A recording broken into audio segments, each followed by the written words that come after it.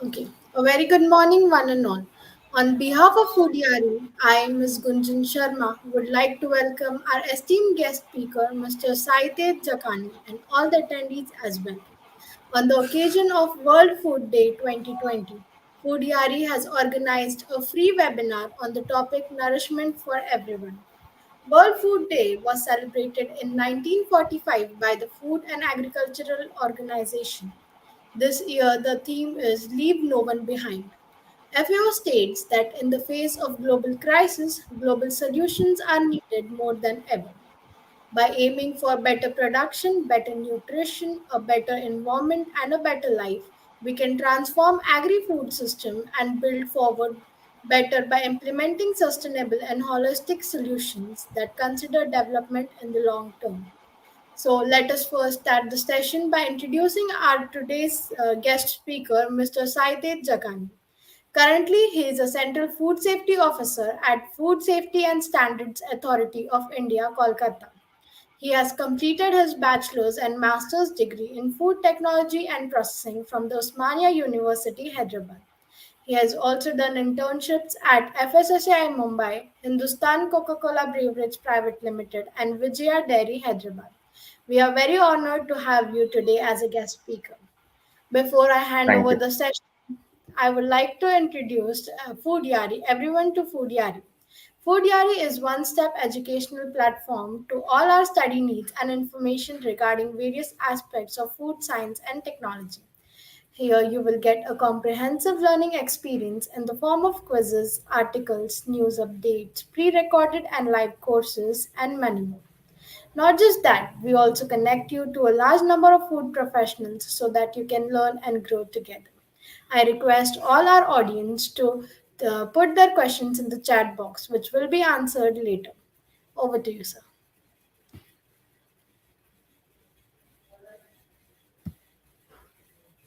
Sir, you are not audible. Yeah. Am I audible now? Yeah, sir. Huh. So, yeah, first of all, good morning, everybody, and happy World Food Day to everyone. Yeah. So, on this occasion, I'm glad to be associated with Foodiari here and speak and giving a lecture on.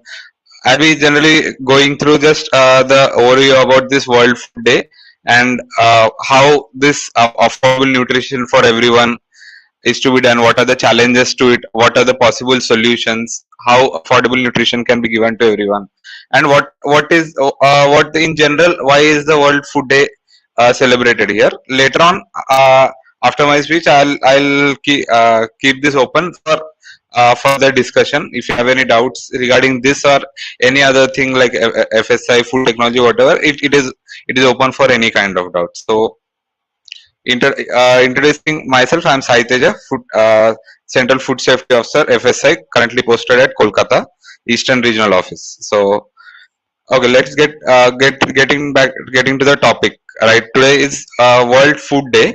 It is basically celebrated as the FAO was. It is basically the launch of FAO in 1945, 16th October. So on the basis of that, from around 1980s or 1990s, the World Food Day. This day has been designated as World Food Day, and it is being celebrated all over the world. So the basic concept of this World Food Day is that uh, of like fighting poverty and fighting hunger. Like FAO has been created for reducing poverty and reducing hunger all over the world and making food accessible and affordable to everyone. The nutrition should be affordable and accessible to everyone. So in the basic aim of the World Food Day is to increase awareness and bring action dedicated to tackling the world food hunger, like what actions are to be taken by every stakeholders, and all the stakeholders come together. There are various programs planned even in the FAO headquarters and all around their offices in the world, and all other stakeholders also plan various activities regarding how the hunger can be eliminated, how the underdeveloped countries or the countries that are left behind are brought further, and how the hunger and like affordable nutrition can be made available to them. Basically, this Food Organization was basically created to like they lead the international efforts to fight food hunger. So their main goal is the food security. Uh, it means food should be available and accessible to every one of them. So if this FAO through all its United Nations members and all makes efforts for this. So this is basically, and this year's theme is leave no one behind. Like we should be there. It is a commitment to end poverty, and like those whoever are being left behind, like the underdeveloped countries, the vulnerable populations and all, and to like those who are left behind, they should catch up with the world which is progressing forward, which to the developed countries and all, through various initiatives, actions by the various stakeholders, by the governments, by corporates, etc. Everyone should come together to lead this fight.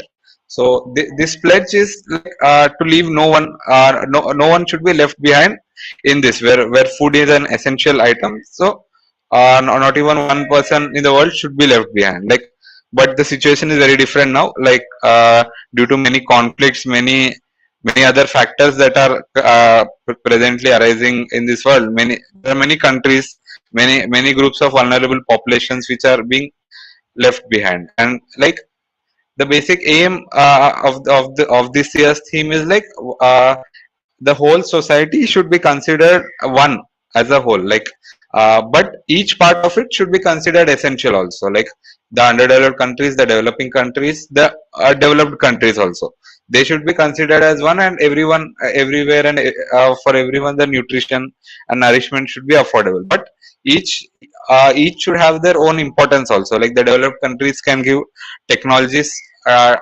technologies to reduce this world hunger, technologies of farming, technologies of the food production, the food processing.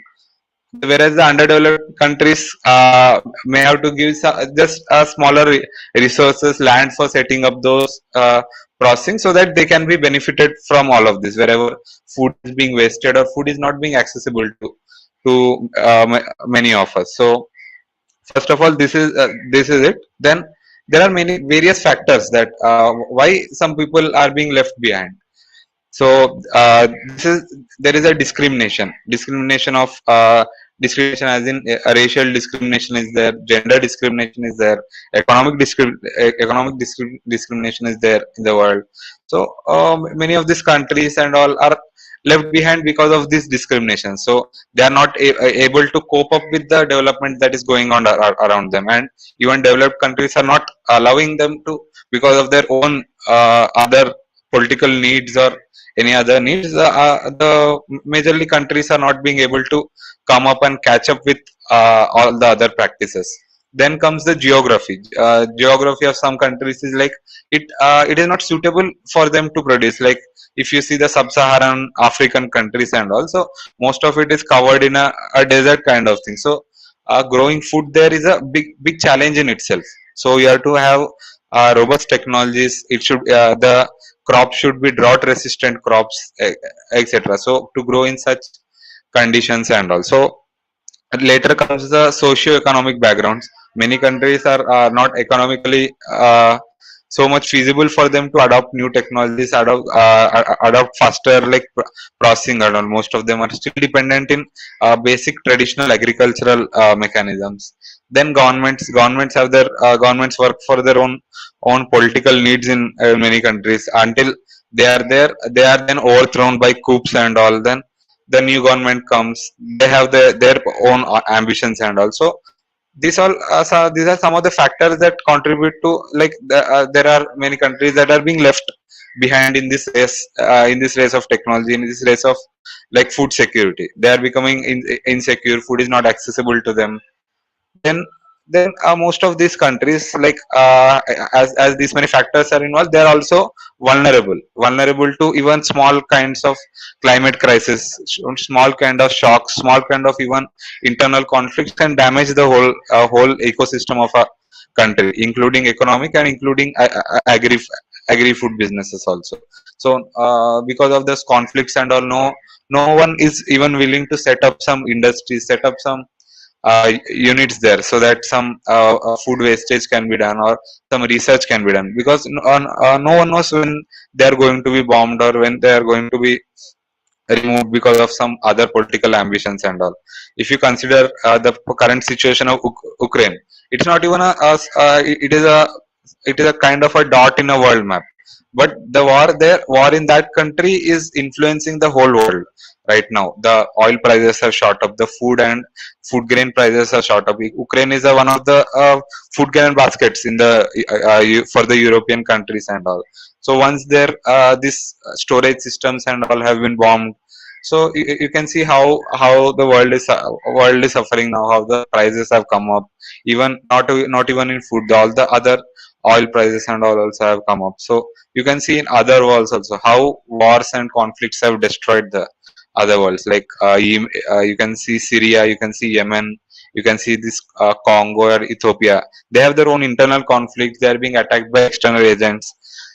No one wants to end that war. Like in Syria, it is continuing from 8 years, it is just reduced to rubble, Syria. So how the food or nourishment can be there, how who want which company would want to invest? They'll also see the security and safety of their personnel also, no? So these are some of the various factors and factors that are included. Then there are many challenges across there are many challenges like this. These are all challenges. Climate, then climate crisis. Now the global warming is shooting up very much, and because of that the rain patterns and all have changed.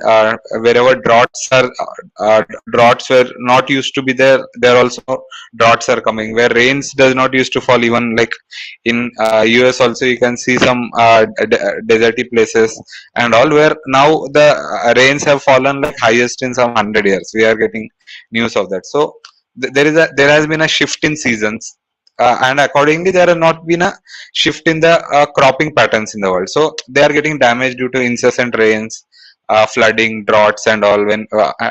And most of the crop is going out of hand at the time of harvest. When it should come, at the time of harvest only, some floods or some other factors are influencing it.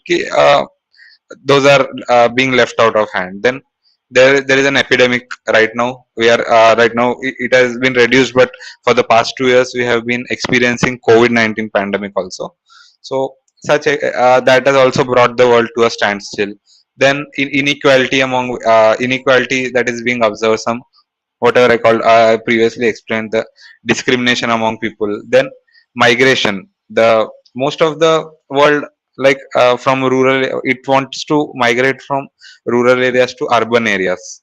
So that is also being a factor. The agricultural production is coming down. This all work in actually, as a whole, all these factors being are influencing this food insecurity all over the world. So what are the possible solutions to it? Solutions are like, from our part, we have to avoid food wastage. First thing, like you will see in various news and various everything, even at the farmer level, the food wastage is occurring due to the demand supply problem. Like we see tomatoes and onions, how the price shoots up and shoots down in a matter of months only, because whenever price is high, the supply is obviously less and demand is more. So the farmers will be cultivating more and more of it, and suddenly there comes a time when the supply is more than the demand and the price rapidly goes down. Then what happens is that the farmers and all, they dump all those tomatoes or other vegetables which are not even like affordable to them. Bringing from the harvesting, bringing the transportation costs and all, they don't get finally from the middleman, or finally from the government, they don't get that prices that are seemed affordable, or which they can go and again start other farming. So they basically dump those rather than getting meager sums of money.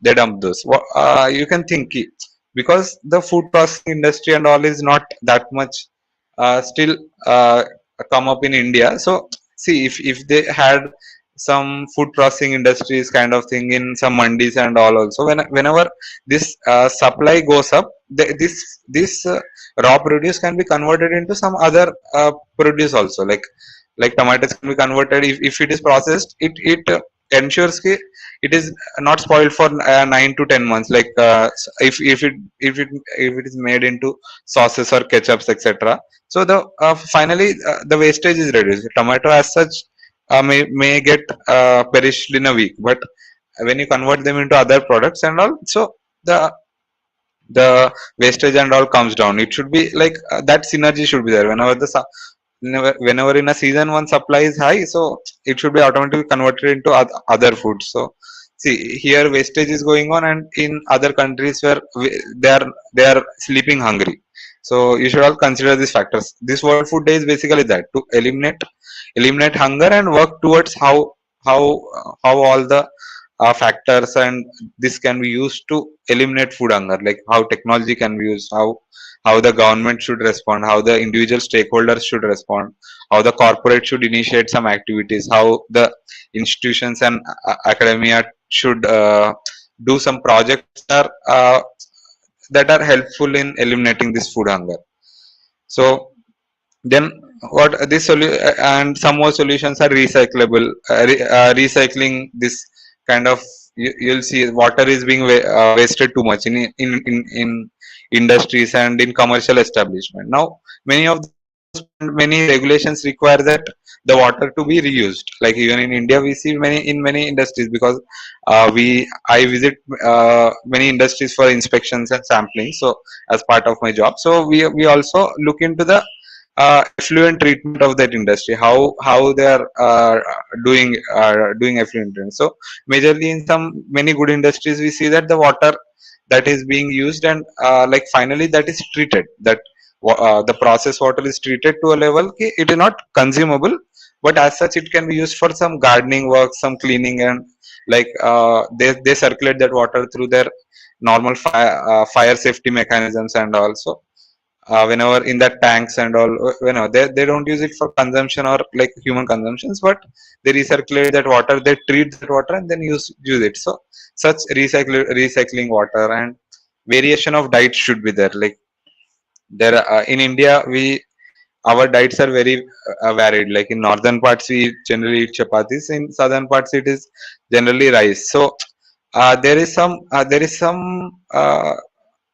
what you call, there is some vitamins, minerals, some nourishment is being diminished. Like the northern part people don't get maybe don't get enough nutrients, one one kind of enough nutrients. The other part of India, or like whoever are there in hills and all, they generally consume boiled this thing. So proteins and all they consume high. Majorly they are all, they consume animals and etc. also. So eastern parts, and in western part there is another thing. So the variation of diet should be there, so that uh, it can be properly, the environment is such that, like even not environment, the world food production is such that it can feed all of the world. Like the it is enough to feed the world, but it is not being evenly circulated, evenly processed. There are technologies are not developed that much ki wherever some perishable items are,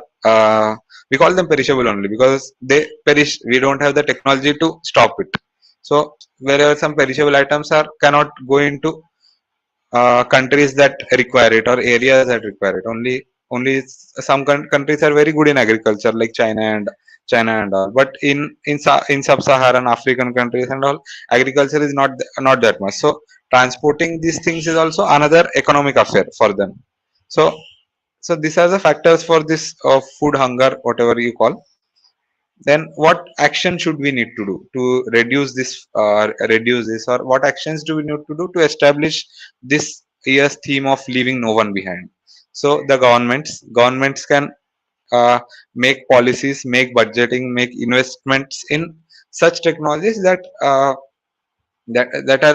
useful in this matter key, like reducing wastages and recyclability of things, or making it into like processing the whatever food produce is there.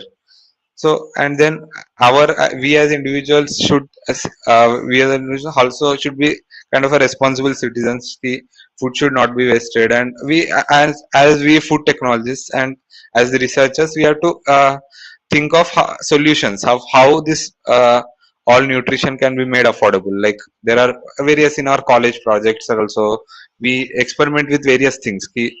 If we make some biscuits or cookies, not with the traditional wheat and wheat, we in many colleges there are projects which involve other seeds also, like watermelon seeds or quinoa, which are like good in protein, and this can be supplied. These are also part of in a larger part, this go to the industry also. Industry also does these things to distribute this among the like vulnerable groups. Like even many in many states you might see there is soya beans and all given to this school children and all. Why? To increase their protein, because this marasmus, kwashiorkor, protein deficiencies are there. And also they have their own technologies developed. They are their own in where I'm staying in West Bengal. So here there is a kind of a Poshtik Atta or something, it is called in the eastern region. So it's a mix of some millets along with the wheat flour that they supply to this Anganwadis and students, so that it can be used in home for making chapatis, and such nutrition, this can be nourishment can be increased for them. So we all have this, and there are various NGOs that are working to eliminate this. So association with them, association with corporate also has their own many CSR initiatives and all to reduce this. So these are the thing. Then coming to what is nutrition actually. So uh, nutrition is basically like what we eat. If we say I eat a diet of rice, dal, then four vegetables, then at last a salad, etc. So that is what I'm taking in as an nutrition kind of thing. And what does this food that I take does to the body is called nourishment. This is the difference between this nutrition, nourishment.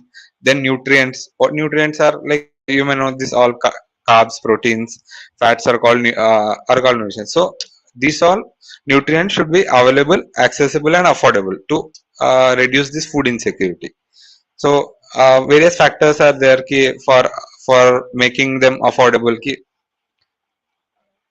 What are the various factors that we need to do to make them affordable? As such, like why food insecurity is there. First thing is like why food insecurity is there. It is due to various other things that I discussed, like conflicts, wars, etc. Then I'm sorry. Okay, so then there are various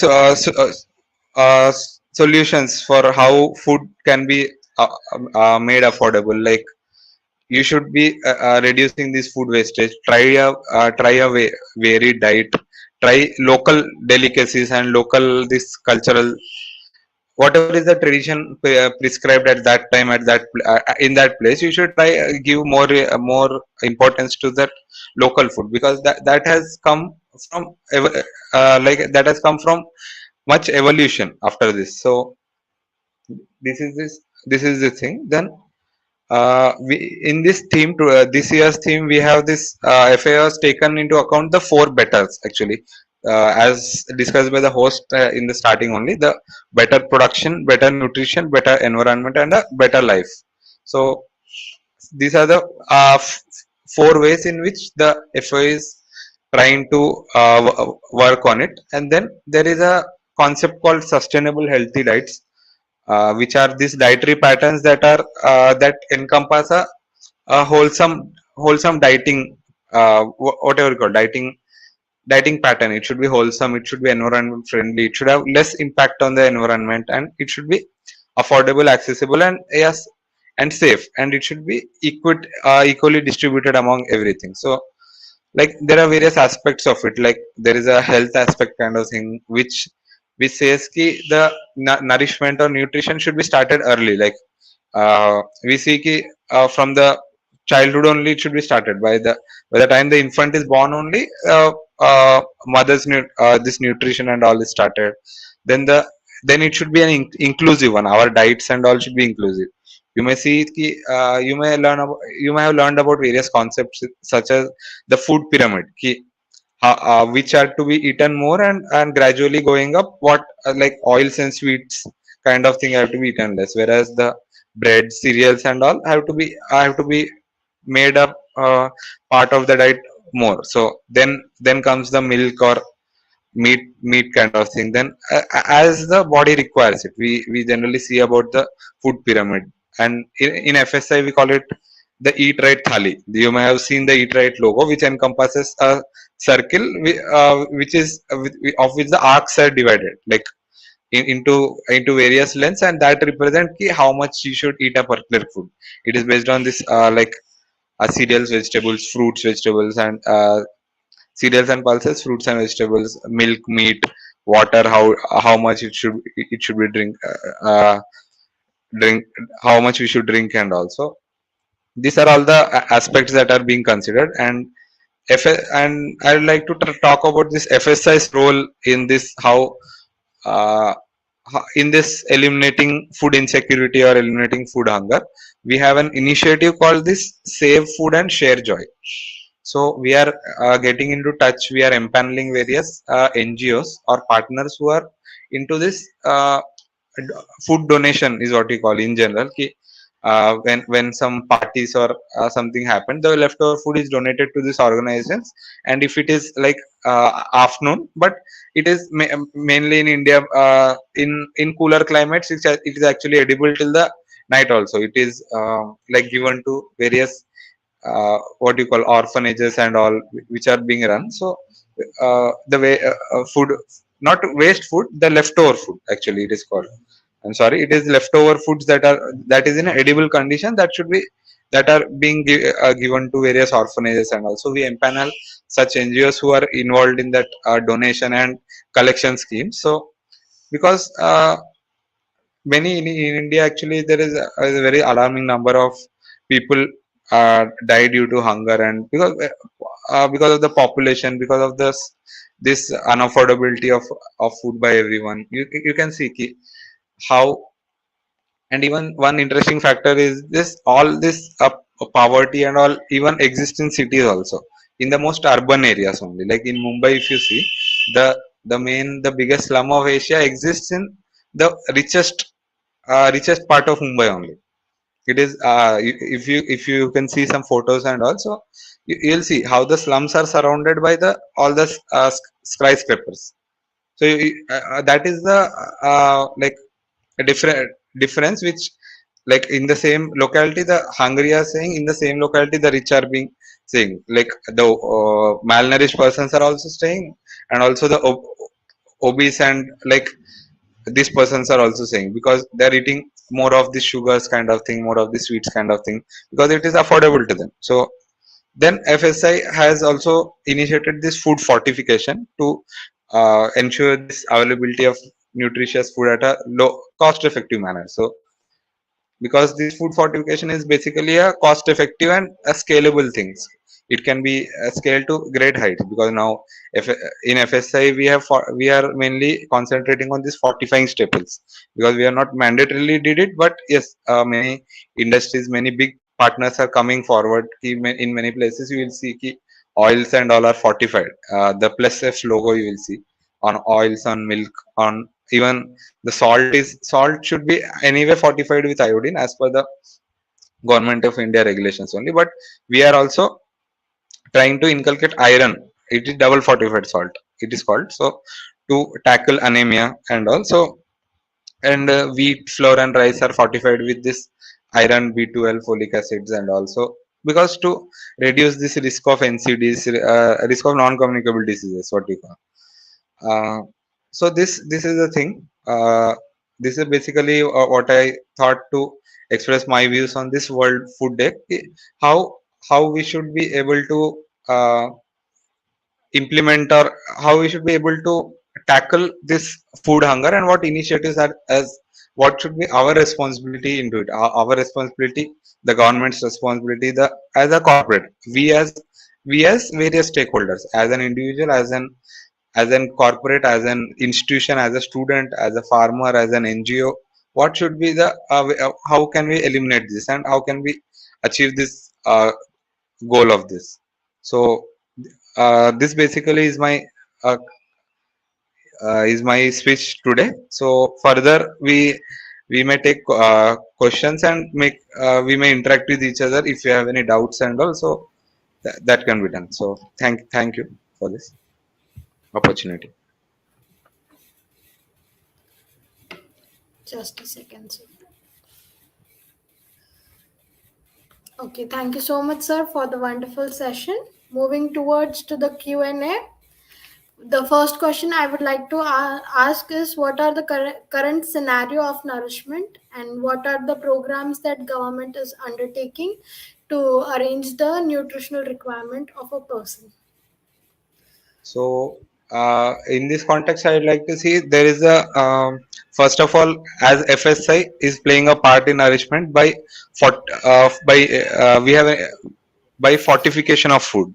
So we have the plus F logo. We are basically advertising it so much ki the all the major companies and all take up as and we are going to make it mandatory also for all the staples and also all the major companies should be first take it up ki, if oil is there we are we have introduced fortification with vitamin A and D, and if staples like cereals are there we have introduced fortification with iron, B12 and folic acid. If milk is there we have introduced A and D again. So this is the FSS role as a food safety regulator of the country. We are doing it, and as a government in the department of this civil supplies and all, they have made it mandatory that this fortified rice only should be supplied in the midday meal schemes, etc.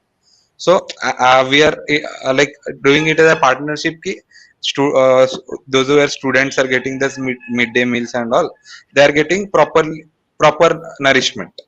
So in various others also like Anganwadi centers and all, they are being trained ki now there exists a small this deviation in fortified rice that the cooking quality may not be similar to this what you call cooking quality may not be similar to this normal rice. So there has been like various rumors that this is plastic rice and all because all this rural people and all they didn't know that much about this, so we had to educate them ki this the cooking quality may slightly differ but it is most like nourishes for their children only. So these are the random initiatives taken by government to ensure this supply. Basically we are now concentrating on uh, children. So because that can be like it will reach to the masses ki, like if it is introduced at a national level ki, only fortified rice should be supplied in all these PDS schemes and all, so it will indirectly reach to the masses. So that is the government stand currently. Okay, thank you so much, sir. So the next question is how can we contribute to reduce hunger at the ground level?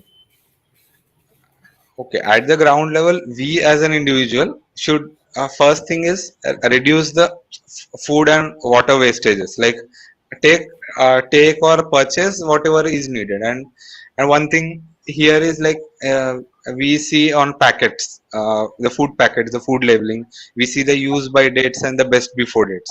In general now, as on date, the FSI has removed the this a requirement of the best before date, but the use by date is mandatory. But in many other countries and in many countries for some not perishable foods, but all other like kind of a general biscuits, toffees, and all, the best before date is written and also the expiry date is written, where the food is only inedible or unsafe for consumption after the expiry date. But even after the best before date, it is there is a 1 or 2 months gap between the expiry date and the best before date for many foods. So in that period also much of the food is like just wasted from the shops itself. People have not purchased it, so they after the best before date they just throw it away. So if that education or awareness is given to consumers and whatever stakeholders, those who are in the food chain, these food wastages can be reduced. And as I have already spoken, there are actions are by everyone. Like government should take actions to invest in such industries where food this hunger should not be there. Uh, this nutrition should be affordable. Newer technologies should come. Newer types of we are getting like crops which are resistant to droughts and droughts like golden rice and all we call. So that all should be basically we have the technologies now, but it should be scalable to such level ki it will be economically viable also for companies. They will show interest uh, to grow it and bring it to the larger scale. So that actions we need to take. Okay, thank you. So the next question is, what will be the future of nourishment according to you? The future of nourishment will depend now. The world is actually it due to this COVID-19 pandemic, due to the ongoing conflicts and all. Maybe I think the world has been pushed back again by some 2 to 3 years because we are still now in again 2019 due to this. The technologies have stopped. The research and innovations in the COVID time, the physical attendances and all were restricted. So many newer technologies that were being developed or whatever, the world has shifted back some maybe it's some 2 3 years. So according to me, like nourishment will be there anyway. Newer technologies are coming, many work is being going on. Even the organizations like FAO and all are giving funds for all this tackling this all hunger and nutrition. So definitely the world would be a better place tomorrow, but we should make it should be accessible to everyone as fast as possible. It should not it has taken time almost it is already taking time, so this should be made faster for that. Okay. So do you think that changes in farming methods can change this issue?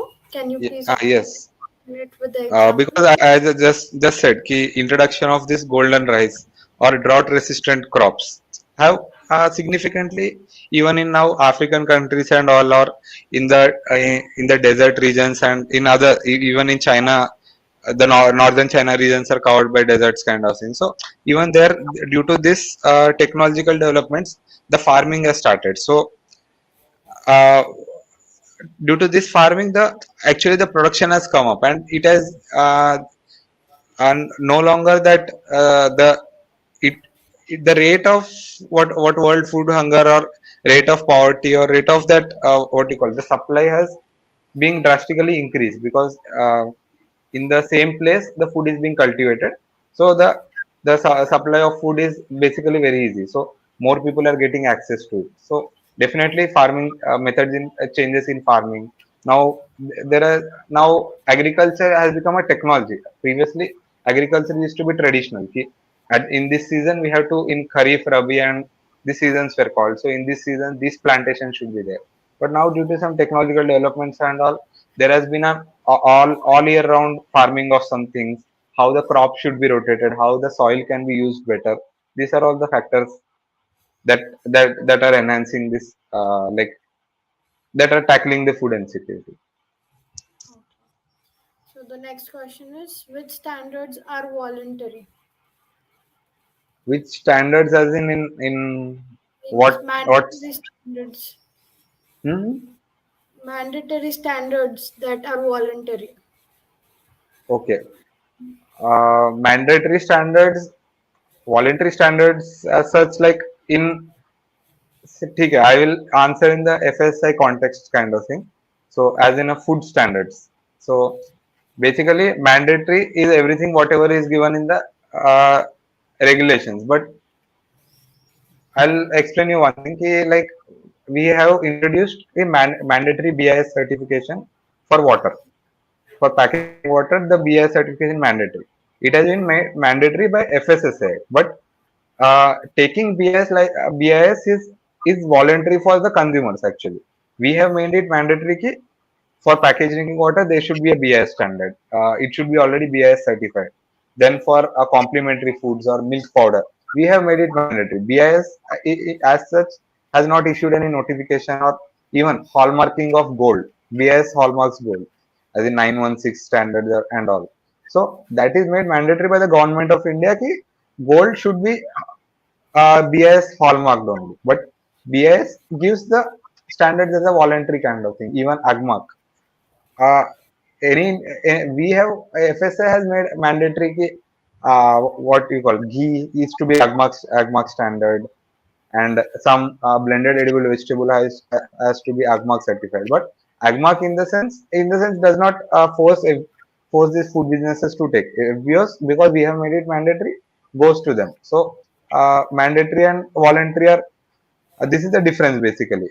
And like question was, may have should be more clear in what standards and what in which standards are they talking. So Yeah. in that I could have explained more. So No problem, sir. So the next question is, what is the common nutrition deficiency faced by majority of the people and how it can be cured?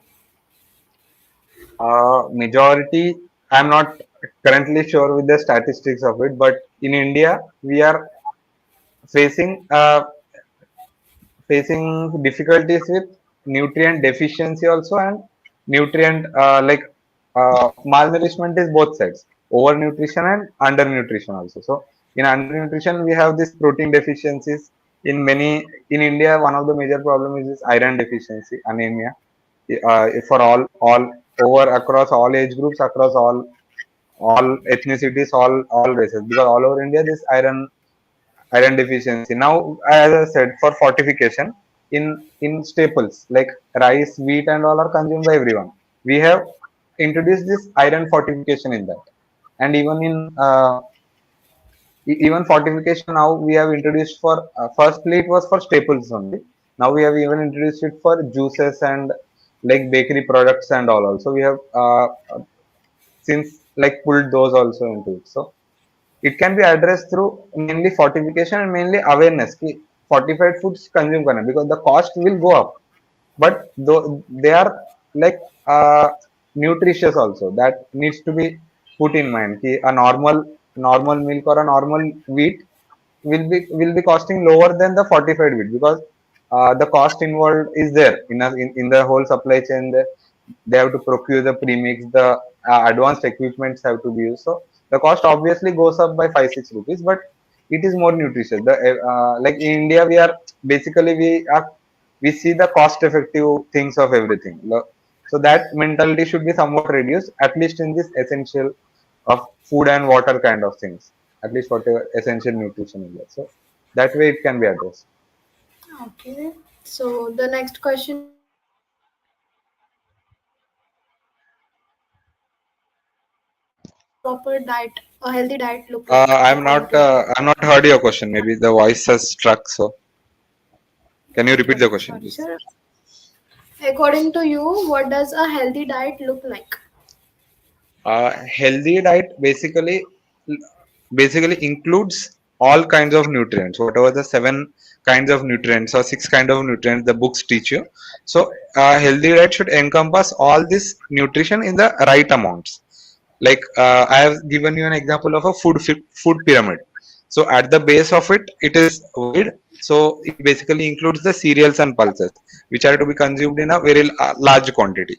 Then in the next step, it is fruits and vegetables plus milk or some.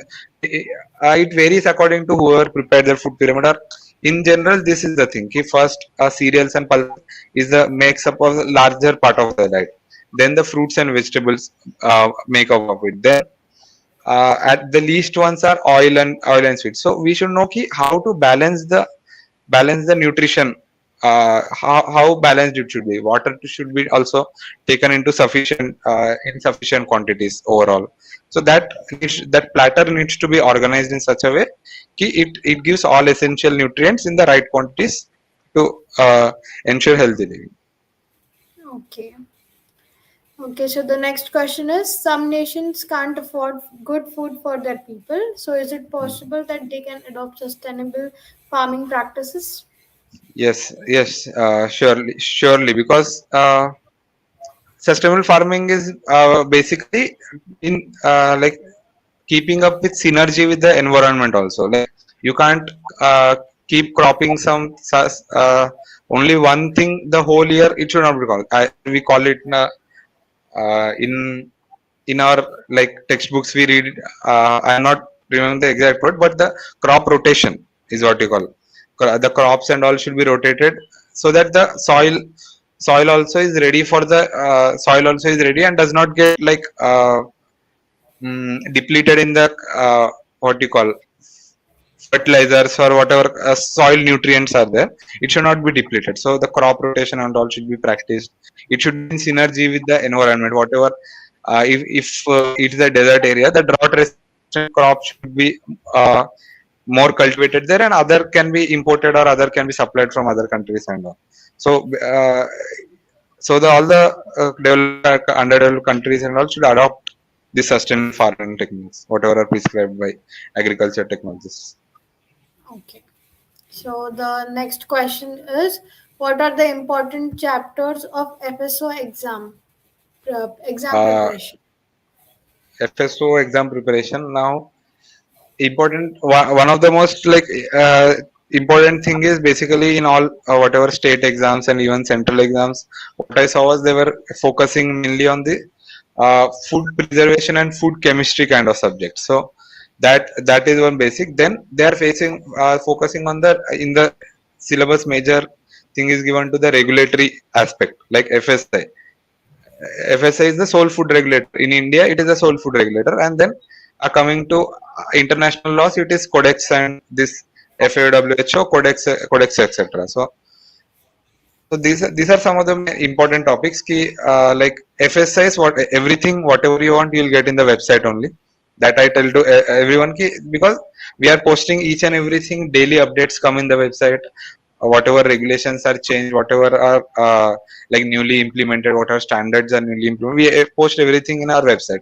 Website is updated to the day. So every information, whatever you know regarding the regulatory aspects of India, you'll get in the FSI website. Rest all, there are some major textbooks and all. Majorly, food chemistry is one important thing, as I learned from the recent second stage exam. They are asked many questions in food chemistry and food preservation, it seems. So these are some of the important topics. Whatever in general, you can see a curriculum of a basic BTech food technology or food processing course. The initial ones like food chemistry, food biochemistry, and all are anyway important that we learn in the second or third year. Okay. Yeah. Okay. Thank you so much for answering all the Mm. questions very calmly. So with this, we can move towards the vote of thanks.